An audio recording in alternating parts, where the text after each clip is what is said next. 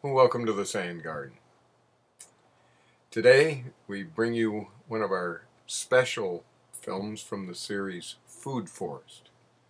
The Food Forest at the Sandgarden is made possible by the permaculture duo of Mimosa and Jordan Hosea and their wonderful organization, Incredible Edibles.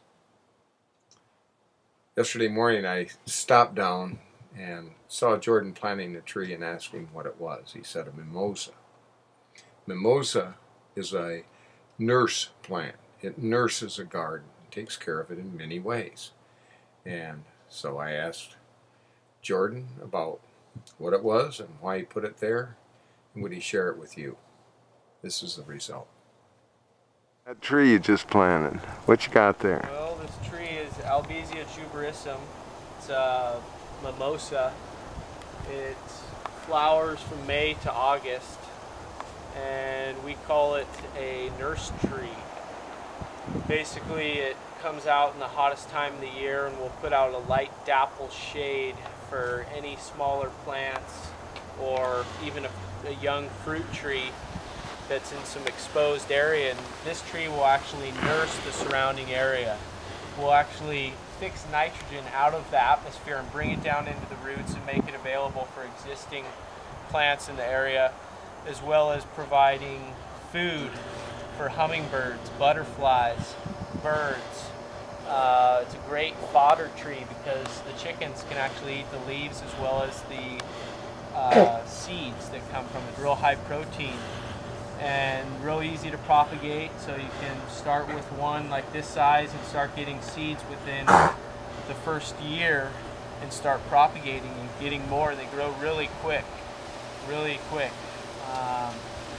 and they don't last too long. I mean, their average lifespan is like 12 to 15 years, I believe, and then they end up dying or passing away. Actually, I think it's more like 9 to 12, but I have seen some 15-year-old ones. Oh, how come you're planting it in the garden? Well, we're planting it on the southern facing kind of part of the garden where there's the most intense heat and direct sunlight, as well as lack of nutrients, except for in the next year to 10 years, who knows, mushroom compost may be slowly sifting down this way through the sand, some nutrients at least. So for right now, it's basically so we can get tender plants, vegetables, perennials that can grow during the peaks of the summertime, instead of having to minimalize back to flowers and insecticide plants, which we have involved around the existing landscape everywhere. I'm just going to reach up here. You can see you orient it such that the crotch in the tree is facing south. So that'll optimize all those effects you described. It also, I guess, will produce some shade effect. I'm not sure its height would grow to what?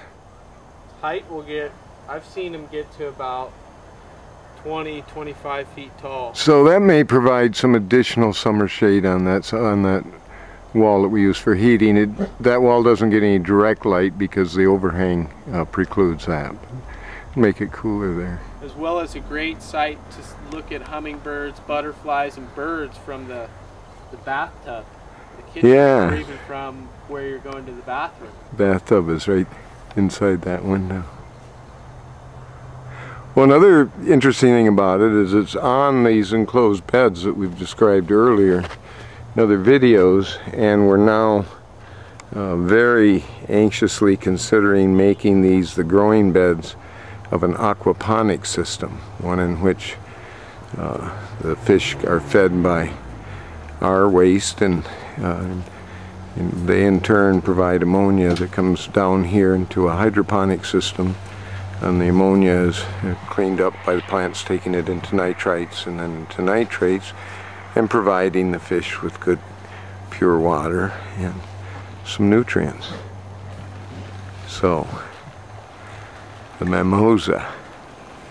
I kind of think of her already as Mama Mimosa.